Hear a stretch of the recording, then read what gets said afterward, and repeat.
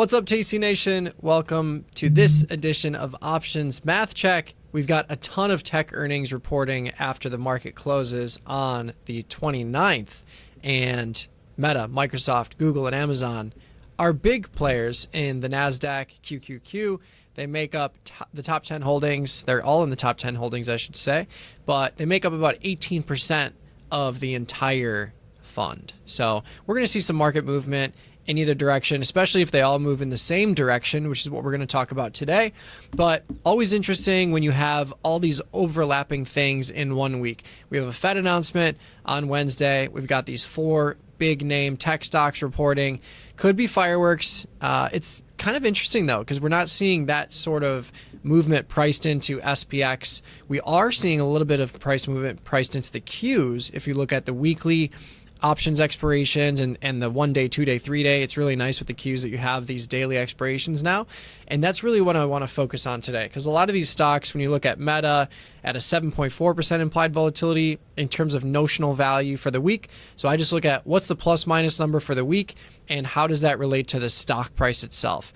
Normally we'll see 5 to 10% for these tech stocks. So on the lower end, you might see 5%. On the higher end, you might see 10% or above.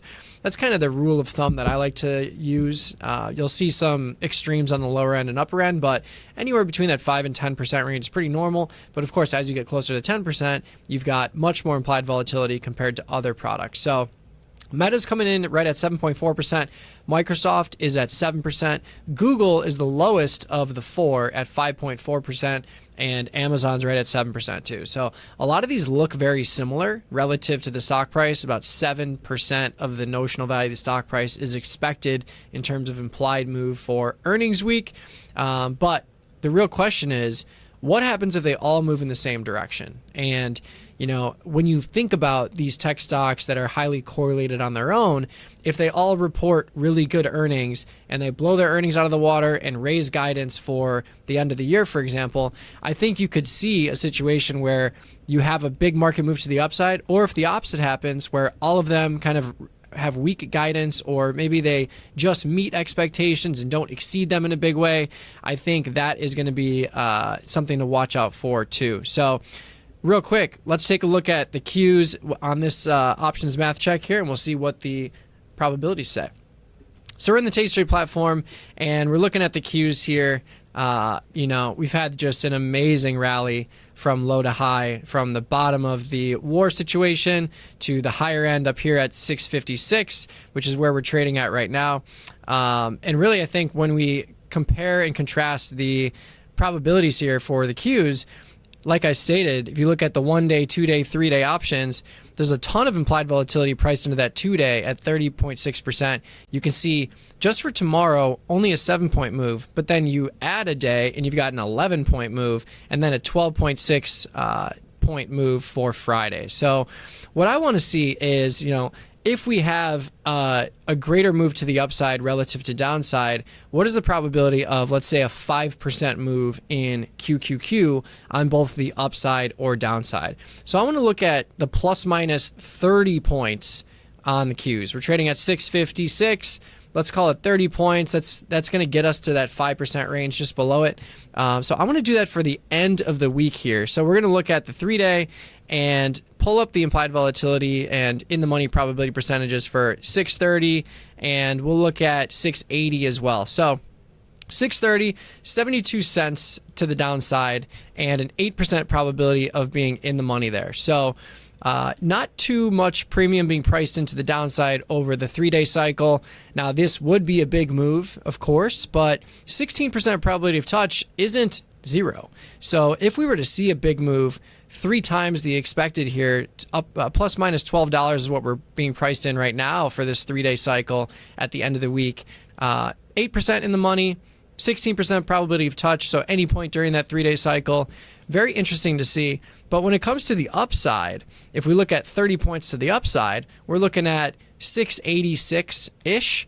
And looking at this premium here, we've got a much lower probability of the option expiring in the money, only 3%, and a 6% probability of touch. So what this market is telling us, if we just look at 686, 30 points above, and 626, 30 points below, we ultimately have a situation, really 630 we can look at, we can bring these in. Either way, you got way more premium on the downside relative to the upside, and you definitely have more of a probability in the money and probability of touch to the downside relative to the upside. And if we look at the 630 strike, just slightly in the money, about 25 points in to the downside there, and then we'll bring this in 25 points. That'll bring us to 680, we'll call it.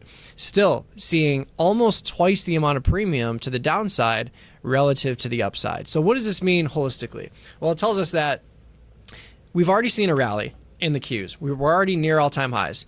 A lot of these products have already recovered. Microsoft is one of them that's still down on the year. I really like Microsoft for a long-term trade, just because if I'm going to ask myself, do I have any doubt that Microsoft would eventually get back to 550 over the course of 2 years, 3 years, 5 years, 10 years? My answer is no. I think we'll eventually see that. So the farther a stock like that falls, the more I'm inclined to get into longer term positions to just play for that. Still keeping risk small, making sure that I can absorb any and all variance in a product like Microsoft or any product that I'm trading really. But the further something falls, the higher conviction I have that it would recover, especially when it's a massive tech name. There's going to be situations where Microsoft's catching a bid and the Qs in general are catching a bid, but really, looking at all four of these, it's going to be fireworks after the close for sure.